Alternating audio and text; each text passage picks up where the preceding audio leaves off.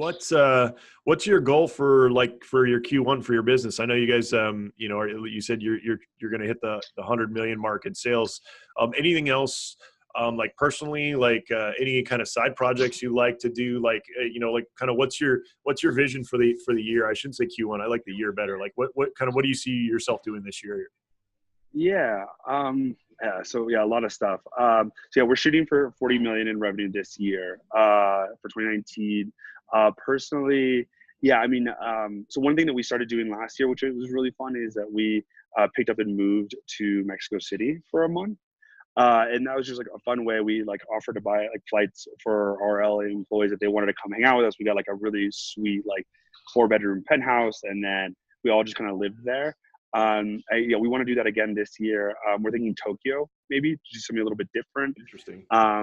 And I just signed up, to do my first Ironman. So we'll see how that goes. That's another, big goal for the year. So I have my first half in June, which is kind of scary. So I have to kind of start really training and all that kind of stuff. Honestly, I think the exciting thing about having a big team is not having to be as involved in the day to day. So, we're doing a lot more speaking events and just kind of working on personal growth, really trying to nail down my meditation and morning routine and just other things outside of work, because we don't have to work even the 9 to 5 as much anymore, just because we've got a really amazing team. Yeah. So you must have, you guys probably have a lot of good processes in place, I assume. Yeah. I think that's really what we focus on probably for the last year and a half is management team, processes, SOPs. We have a lot of that stuff nailed down. It's still not perfect. It's always can be improved, but yeah, we've definitely really made that a priority, I would say. Did you guys hire somebody to somebody who specializes in building processes, or did you guys do it a lot yourself? Yeah. So, awesome question. So, one thing that we do is using Zoom or anything else, you can record calls. So a lot of the time, if we're showing somebody something, we'll record the call on Zoom. And then so we save that in an internal wiki, and we just have someone on the team document it and kind of just categorize it.